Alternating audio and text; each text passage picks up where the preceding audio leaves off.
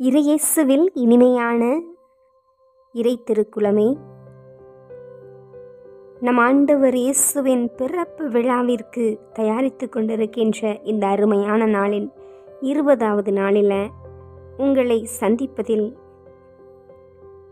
மட்டில்லா மகிழ்ச்சியோடு இருகரம் கூப்பி உங்களோடு எனது கருத்துக்களை பகிர்ந்து கொள்ள விரும்புகின்றேன்.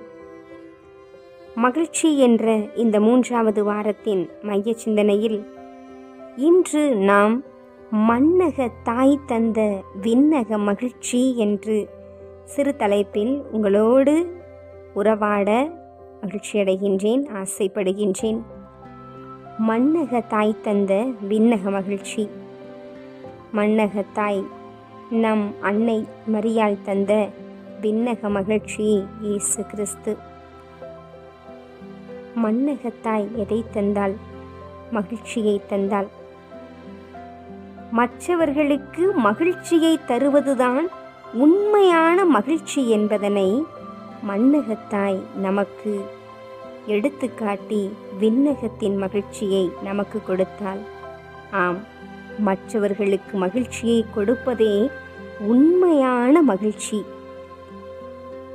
ஆம் சகோதர சகோதரிகளே, மற்றவர்களுக்கு மகிழ்ச்சியை தருவது, இந்த சிறிய தலைப்பில் உங்களோடு எனக்கு பிடித்த ஒரு சில, என்னை கவர்ந்த ஒரு சில சிந்தனைகளை உங்களோடு பகிர்ந்து கொள்ள ஆவலோடு இருக்கின்றேன்.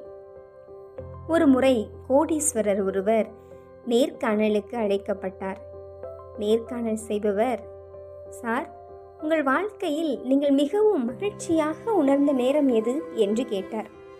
அதற்கு கோடீஸ்வரர், நான் வாழ்க்கையில் மகிழ்ச்சியின் 4 நிலைகளை கடந்துவிட்டேன். இறுதியாக உண்மையான மகிழ்ச்சியின் அர்த்தத்தை புரிந்து கொண்டேன்.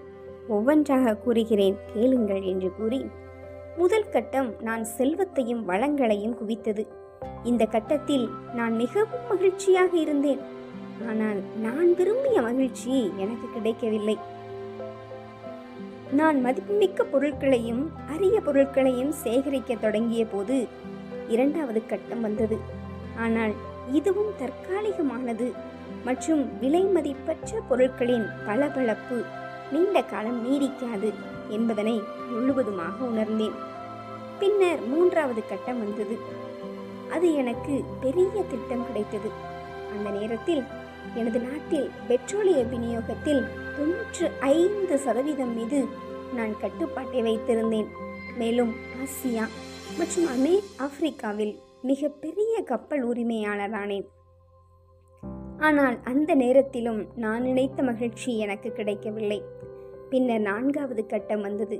மாற்றுத்திறனாளி குழந்தைகளுக்கு சக்கர நாற்காலி வாங்கி தருமாறு எனது நண்பர் ஒருவர் என்னிடம் கேட்டபோது, நண்பரின் உத்தரவின் பேரில் நான் உடனடியாக அதை வாங்கினேன்.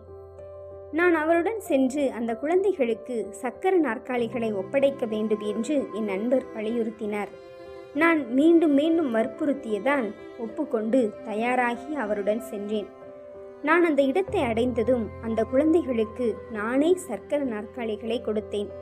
அந்த சக்கர நாற்காலிகளை அவர்கள் ஒப்படைக்கும் போது அந்த குழந்தைகளின் முகத்தில் ஒரு வித்தியாசமான மகிழ்ச்சியை பார்த்தேன். பின்னர் அவர்கள் அனைவரும் அந்த சக்கர நாற்காலிகளில் அமர்ந்து வேடிக்கை பார்த்து கொண்டிருப்பதை கண்டேன். நாங்கள் அனைவரும் பிக்னிக் ஸ்பாட்டில் இருப்பது போலவும் அவர்கள் அனைவரும் தங்கள் மகிழ்ச்சியை பகிர்ந்து கொள்வது போலவும் காட்சியாக இருந்தது. அப்போது எனக்குள் மகிழ்ச்சியை உணர்ந்தேன். நான் புறப்படும் போது அந்த குழந்தைகளில் ஒருவன் என் கால்களை இறுக்கமாக பிடித்தான். நான் குனிந்து அவனிடம் கேட்டேன், உங்களுக்கு வேறு ஏதாவது தேவையா என்று. குழந்தை பதிலளித்தது, இல்லை இல்லை, நான் உங்கள் முகத்தை நினைவில் வைத்துக் கொள்ள விரும்புகிறேன். அதனால் நான் உங்களை சொர்க்கத்தில் சந்திக்கும் போது நான் உன்னை அடையாளம் கண்டுகொள்வதோடு மீண்டும் ஒரு முறை நன்றி கூறுவேன். இந்த பதில் என்னை அதிர்ச்சிக்குள்ளாக்கியது. மட்டுமல்ல, வாழ்க்கையை பற்றிய எனது பார்வையையும் முற்றிலும் மாற்றியது. அந்த நேரத்தில் நான் மிகவும் மகிழ்ச்சியாக இருப்பதாக உணர்ந்தேன். உண்மையான மகிழ்ச்சி என்றால் என்ன என்பதனையும் உணர்ந்தேன் என்றார் அந்த கோடீஸ்வரர். ஆம் அன்புக்குரியவர்களே, மற்றவர்களுக்கு மகிழ்ச்சியை தருவதுதான் உண்மையான மகிழ்ச்சி. பிறரிடம் நாம் அந்த முகத்தில் உள்ள மகிழ்ச்சியை நம்மால் கொடுக்க முடிகிறதா? இதற்கு மிக மிக முன் உதாரணமாக இருப்பவள் நம் அன்னை கன்னிமரியாள். தூய மத்தேயு எழுதிய நற்செய்தி அதிகாரம் 2 இறை திருவசனம் 10-11 ஞானிகள் இறைமகன் இயேசுவை பார்க்க வருகை தந்தபோது விண்மீனை கண்டதும் அவர்கள் மட்டில்லா பெருமகிழ்ச்சி அடைந்தார்கள். வீட்டிற்குள் அவர்கள் போய் குழந்தையையும் அதன் தாய் வைத்திருப்பதையும் கண்டார்கள் என்று கூறுகிறது. ஆம், மட்டில்லா பெருமகிழ்ச்சி அந்த ஞானிகளின் முகத்தில் இருந்ததற்கு காரணம் நம் தாய் அன்னை மரியாள். ஞானிகள் மட்டுமல்ல, இடையர்கள் பேருவகை கொண்டார்கள். அவர்கள் மட்டுமல்ல, நாம் இந்த அகில உலகமே பெருமகிழ்ச்சியூட்டும் நற்செய்தியை பெற்றுக்கொண்டோம் என்றால், பெருமகிழ்ச்சியூட்டும் விண்ணகத்தின் பரிசை நாம் பெற்றுக்கொண்டோம் என்றால், அதற்கு மூல ஆதாரம், அதற்கு மிக முக்கியமானவர் நம் மன்னக தாய் அன்னை மரியாள். அன்று ஆகட்டும் என்று அவள் கூறிய அதே வார்த்தை நாம் விண்ணக மகிழ்ச்சியை பெற நமக்கு மிக பெரிய நங்கூரமாய் அமைந்திருக்கிறாள். ஆம், மன்னக தாய் தந்த விண்ணக மகிழ்ச்சி இயேசுவை நாம் பெற்றுக்கொண்டோமே. அந்த விண்ணக மகிழ்ச்சி நம்மிடம் எதிர்பார்ப்பது என்ன? மற்றவர்களுக்கு மகிழ்ச்சியை தருவதுதான் உண்மையான மகிழ்ச்சி என்கிறார் விண்ணகத்தின் மகிழ்ச்சியான இயேசு. ஆம், மன்னகத்தாய் நமக்கு விண்ணக மகிழ்ச்சியை கொடுத்தது போல மற்றவர்களுக்கு மகிழ்ச்சியை கொடுத்து உண்மையான மகிழ்ச்சியை நாம் பெற்றுக்கொள்ள முயல்வோமா?